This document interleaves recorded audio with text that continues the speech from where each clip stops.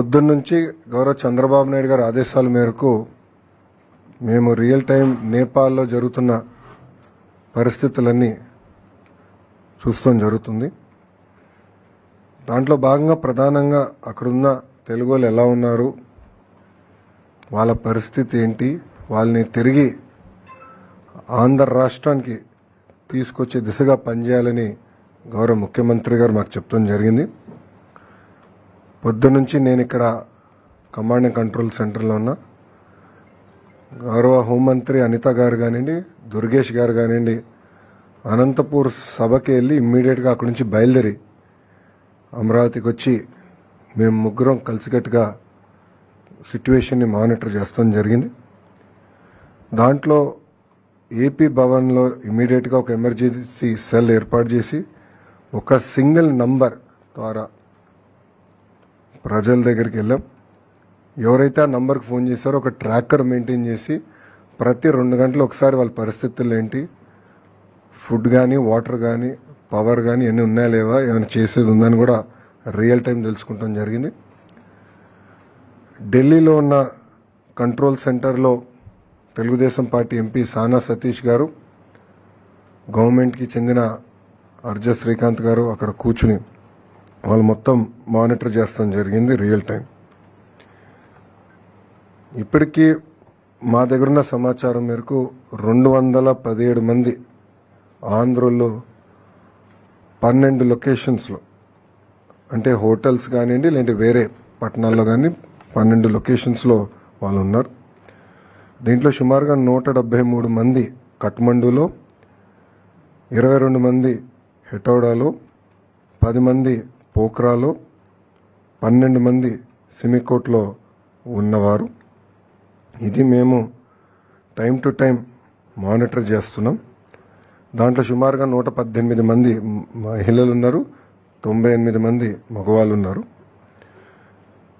అటు ఏపీ భవన్ కానివ్వండి, ఇక్కడ ఆంధ్ర రాష్ట్రంలో ఉన్న కమాండ్ సెంటర్ కానివ్వండి, మేము టైం టు టైం అటు ఎంబసీతో అదేవిధంగా ఇతర అధికారులతో మాట్లాడటం జరిగింది. ప్రధానంగా కఠ్మండు నుంచి రేపు ఆంధ్రుల్ని తిరిగి తీసుకొచ్చేదానికి రేపు మధ్యాహ్నం ఒక ఫ్లైట్ ప్రత్యేక ఆంధ్ర రాష్ట్రం ఏర్పాటు చేసిన ఫ్లైట్ కఠ్మండూలో ల్యాండ్ అయ్యి ఆంధ్రులందరినీ అక్కడ నుంచి తీసుకొచ్చి first halt Visakhapatnam, second halt కడపలో చేస్తాం జరుగుతుంది. ఇక్కడ కానీ ఒకసారి చూస్తే కఠ్మండూతో పాటు సిమికోట్లో ఉన్న 12 మంది వాళ్ళని ఇప్పుడు నేపాల్గంజ్ ఎయిర్పోర్ట్, అంటే యూపీ బార్డర్ పక్కన ఉన్న ఎయిర్పోర్ట్కి వాళ్ళని రేపు పొద్దున తరలిస్తాం జరుగుతుంది. అక్కడ నుంచి వాళ్ళు లక్నోకి వెళ్ళి బై రోడ్ లక్నోకి వెళ్ళి అక్కడ నుంచి కమర్షియల్ ఫ్లైట్ ద్వారా తిరిగి వస్తారు.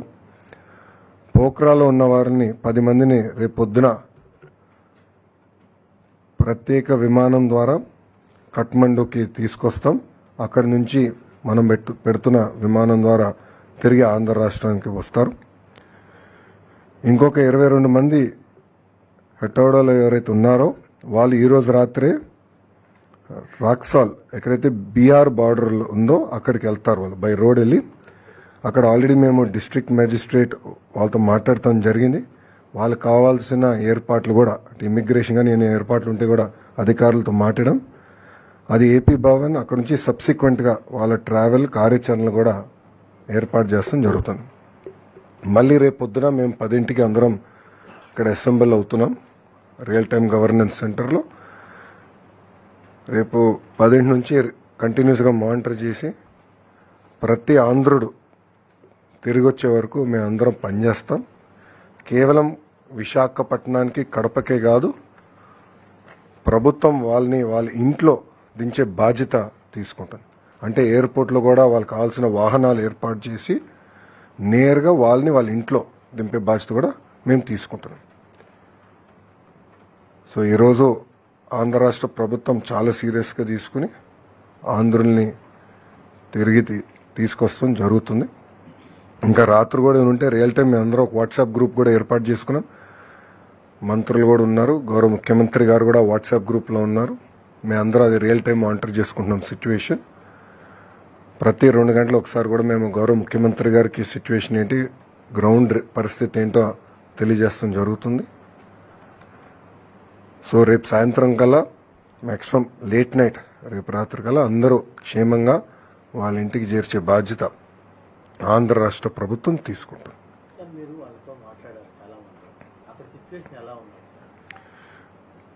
పొద్దున కొంచెం టెన్షన్గా ఉన్నారు అందరూ ఫస్ట్ రౌండ్ మాట్లాడినప్పుడు. సెకండ్ రౌండ్ మాట్లాడగల కొంచెం శాంతియుతమైన వాతావరణం నెలకొంది. ఆర్మీ వాళ్ళు కూడా వాళ్ళు చేయాల్సిన కార్యక్రమం వాళ్ళు చేస్తున్నారు. సో ఇప్పుడు ప్రశాంతంగా ఉంది అనేది వాళ్ళు చెప్పారు.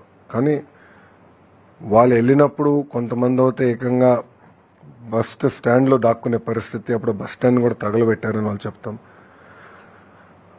ఒకరైతే ఏకంగా రోడ్డు పైన ఉన్న పరిస్థితి మొత్తం మాకు చూపించారు. అంటే రాత్రి షాపుల పైన జరిగిన దాడులు కానీ, హోటల్స్ పైన జరిగిన దాడులు కానీ అవన్నీ కూడా వీడియో కాల్ ద్వారా వాళ్ళు మాకు చూపిస్తాం కూడా జరిగింది. సో ఒక మాటలో చెప్పాలంటే నిజంగా అందరూ చాలా భయపడ్డారు, చాలా ప్యానిక్ అయ్యారు. ఒక పక్కన వాతావరణం కొంచెం కామ్ అవుతాం, రెండోది ఆంధ్ర రాష్ట్రం నుంచి మేము అంటే 12 గ్రూప్స్ ఉన్నాయి కనుక 12 మందితో మాట్లాడి, కోఆర్డినేటర్ ఉన్నారు కదా, కోఆర్డినేటర్తో మాట్లాడి మళ్ళీ అందరితో కూడా మాట్లాడి మేమున్నాం, మీకు ఏమైనా ఇబ్బంది ఉందంటే ఇమీడియట్గా మాకు ఒక ఫోన్ చేయండి, ఒక మెసేజ్ పెట్టండి, వీళ్ళు టేక్ ఇట్ అప్ సీరియస్లీ అని చెప్తాం కూడా జరిగింది. సో ఆ ప్యానిక్ రియాక్షన్ లేకుండా మేము చూసుకున్నాం. అట్లా ఏం ప్రాబ్లం, మెడికల్ అటెన్షన్ ఏం అవసరం లేదని కూడా వాళ్ళు చెప్పారు. మెడిసిన్స్ ఏమైనా అవసరమా అని కూడా అడిగాము. సరిపడా స్టాక్ ఉన్నాయి మాకు, నో ప్రాబ్లం అని వాళ్ళు చెప్తాం జరిగింది. వాళ్ళు రియల్ టైం చెప్పారు. అంటే ఎప్పుడు ఇది ఎయిర్పోర్ట్ ఓపెన్ అవుతుంది ఏంటి, ఫ్లైట్స్ ఎప్పటికల్లా రావచ్చు, అవన్నీ కూడా టైం టు టైం మేము కోఆర్డినేట్ చేసాం. ఇప్పుడు కేంద్రంలో మన మినిస్టర్ ఆఫ్ సివిల్ ఏవియేషన్ రాము ఉన్నాడు. రాముతో కూడా నేను దాదాపు ఒక 10-12 సార్లు మాట్లాడా ఈరోజు. సో ఆయన క్యాబినెట్ మీటింగ్ వెళ్ళే ముందర మాట్లాడా, క్యాబినెట్ మీటింగ్ వెళ్ళిన తర్వాత కూడా మాట్లాడా. మీటింగ్ అయిన తర్వాత మాట్లాడిన తర్వాత ఆయన కూడా ఒక మీటింగ్ పెట్టుకున్నారు ఢిల్లీలో. పెట్టుకుని ఒక ఆంధ్ర రాష్ట్రమే కాదు, రేపు మహారాష్ట్రకి ఏంటి ఎన్ని ఫ్లైట్లు వేయాలి, ఢిల్లీకి ఎన్ని ఫ్లైట్లు వేయాలి కూడా. ఎందుకంటే భారతదేశంలో ఉన్న భారతీయులందరూ తిరిగి తీసుకురావాలి కదా.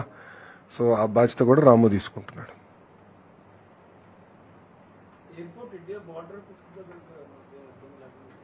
సార్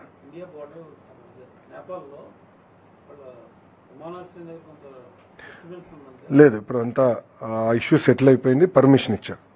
సో అందుకే రేపు మధ్యాహ్నం కదా మనం ఫ్లైట్ వెళ్తుంది మన వాళ్ళు వైజాగ్కి. ఇంకా ఐ థింక్ అక్కడి నుంచి 2.5 గంటలు ఫ్లైట్ మనకి వైజాగ్కి. వైజాగ్ నుంచి ఒక 45 మినిట్స్ కడప.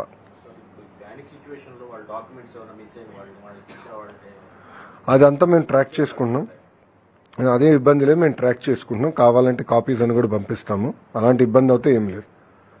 సో కొంతమంది పాపం వాళ్ళు బట్టలు పోగొట్టుకున్న వాళ్ళు ఉన్నారు, ఒకరిద్దరు పాస్పోర్ట్ పోయిన వాళ్ళు కూడా ఉన్నారు. అదే we're coordinating with embassy, real time మేము కోఆర్డినేట్ చేసి అవసరమైన టెంపరరీ ట్రావెల్ డాక్యుమెంట్స్ అన్ని కూడా ఏర్పాటు చేస్తాం. ఆ ప్రాబ్లం ఏం లేదు.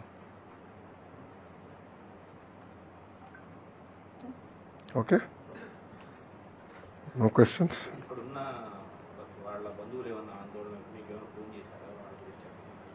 అలాంటి పరిస్థితి రాలేదు, ఎందుకంటే వాళ్ళే డైరెక్ట్గా మాట్లాడుకున్నారు కనుక ఆ పరిస్థితి ఏం లేదు.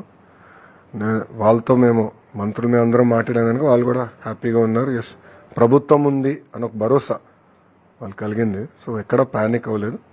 టైం టు టైం వాళ్ళు కూడా ఫీడ్బ్యాక్ ఇస్తున్నారు. లైక్ కొంతమంది మాకు రోడ్ ఓపెన్ అయింది, మేము ఏం చేయమంటారు, బార్డర్కి వెళ్ళొచ్చా, మీ అభిప్రాయం కూడా అడిగారు. మేము కొంచెం డైరెక్షన్స్ ఇచ్చాం.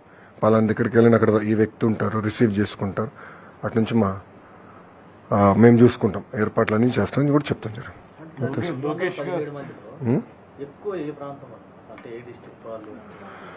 ఇప్పుడు విశాఖపట్నం నుంచి 42 మంది ఎక్కువ, మిగతాది విజయనగరం నుంచి 34 మంది, కర్నూలు నుంచి 22 మంది. మేజర్ నంబర్స్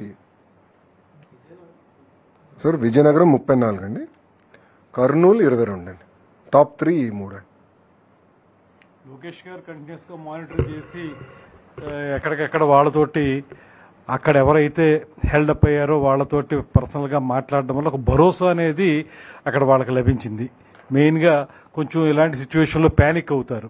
ఎప్పుడైతే గవర్నమెంట్ ఆఫ్ ఆంధ్రప్రదేశ్ వెంటనే రెస్పాండ్ అయిందో, అక్కడ జరిగేటువంటి అనంతపూర్లో మీటింగ్ను కూడా ఆయన క్యాన్సిల్ చేసుకుని ఇక్కడ ఉండి కంటిన్యూస్గా మానిటర్ చేయటం వల్ల వాళ్ళు ఖచ్చితంగా న్యాచురల్గా వాళ్ళకి ఒక భరోసా అనేది వచ్చింది. వాళ్ళందరూ హ్యాపీ ఫీల్ అయ్యారు. ఇప్పుడు అన్ని మెజర్స్ తీసుకోవడం జరిగింది. రేపు మధ్యాహ్నానికి అందరినీ కూడా మళ్ళీ ఇండియాకి తీసుకురావచ్చే ఏర్పాట్లన్నీ కూడా లోకేష్ గారి నేతృత్వంలో అందరూ టేకప్ చేస్తున్నాం.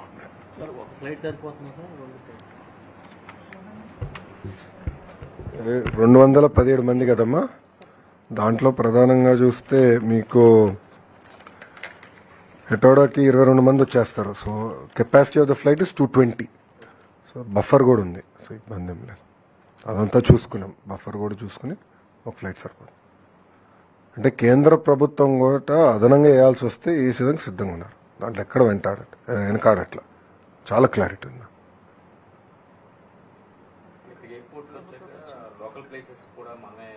ఎస్, ప్రభుత్వం బండిలు ఏర్పాటు చేసి వాళ్ళ ఇంటికి చేర్చే బాధ్యత మేము తీసుకుంటాం. ఇప్పుడు మాకేంటంటే ఒక రోల్ మోడల్ ఉన్నారు కదా చంద్రబాబు నాయుడు గారు. ఇప్పుడు మీరు చూస్తే ఉత్తరాఖండ్ వరదలు వచ్చినప్పుడు బాబు గారు ఎట్లా పనిచేస్తారో మేము అందరం చూసిన వాళ్ళం. సో ఆయన చూసి ఇన్స్పైర్ అయ్యి ఇట్లా చేయాలి, ఇట్లా చేస్తే కరెక్ట్ అనేది మేము చేసుకుంటూ వెళ్ళిపోయాం. వాళ్ళ ఒక మోడల్ ఉంది మాకు. ఆ గతంలో చేశారు, చేసి చూపించారు, మేము అది ఫాలో అవుతున్నాం. సింపుల్. అదే ఉత్తరాఖండ్ అప్పుడు ప్రతిపక్షంలో ఉన్నారు. 2 ఫ్లైట్లు 3 ఫ్లైట్స్ మేము అప్పుడు నేను ఎన్టీఆర్ ట్రస్ట్ నుంచి మానిటర్ చేశా. గౌరవ ముఖ్యమంత్రి గారు నేరుగా అక్కడ ఉత్తరాఖండ్కి వెళ్ళారు. వెళ్ళి ఆయన తీసుకొచ్చారు, తెలుగు వాళ్ళందరినీ తీసుకొచ్చారు. ఓకేమా, థ్యాంక్ యూ వెరీ మచ్. జై హింద్.